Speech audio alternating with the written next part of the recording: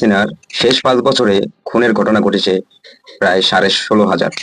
সারা দেশে কোনো কোনো জায়গায় কত এবং কি ধরনের অপরাধ ঘটেছে, কত মামলায় বা ডিজি হয়েছে তার মাসিক পরিসংখ্যান ওয়েবসাইটে প্রকাশ করেছে পুলিশ সদর দপ্তর। কিন্তু অজানা কারণে 2018 সালের সেপ্টেম্বরে থেকে 2023-এর ডিসেম্বরে এই সময় পর্যন্ত অপরাধ পরিসংখ্যান ওয়েবসাইটটি বন্ধ হয়ে যায়। সবশেষ নতুন আইজিপি দায়িত্ব নেওয়ার পর প্রেস কনফারেন্সে সাংবাদিকদের বিষয়টি তোলার সাথে সাথেই পরিসংখ্যান ওয়েবসাইটটি প্রকাশ করে পুলিশ।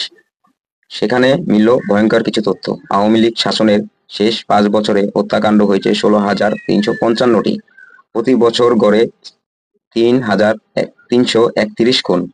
এই 5 বছরে ছিনতাই মামলা হয়েছে 9,955টি আর ডাকাতি 1,685 মামলা হয়েছে। থানাগুলোর চুরি অভিযোগ হয়েছে 55,000। তবে বাস্তবে এসব ঘটনা আরও বেশি।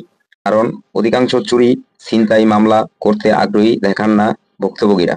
পুলিশের মামলা পরিসংখ্যান বলছেন, শেখ হাসিনার শাসনামলে শেষ 5 বছরে অপরাধের ঘটনা ঘটেছে 2,452টি। বিষয়টি নিয়ে পুলিশ সদর দফতরের সহকারী মহাপরিচালক এনামুল হক সাগর বলেন, অপরাধ নিয়ে পর্যবেক্ষণ চলছে। পরিস্থিতি উন্নতির জন্য পুলিশ প্রধান নির্দেশনা দিয়েছেন। তিনি বলেন, কোন এলাকায় কোন ধরনের অপরাধ ঘটেছে কিংবা কেন ঘটেছে সেই সব নিয়ে পুলিশ গবেষণা করছে। সেই অনুযায়ী অপরাধ কমাতে ব্যবস্থা নেওয়া হয়। শেখ হাসিনার পলায়নের পর দেশের দায়িত্ব নেয় নতুন সরকার, তবে এখনো থেমেনি। তবে এখনো থেমেনি অপরাধ। থানায় পুলিশ পুরোপুরি সক্রিয় নয়, হয়ে বেড়েছে সামাজিক অপরাধ, চুরি ছিনতাই গ্যাং বেড়েছে। বিষয়টি মনে করছেন বিশ্লেষকরা।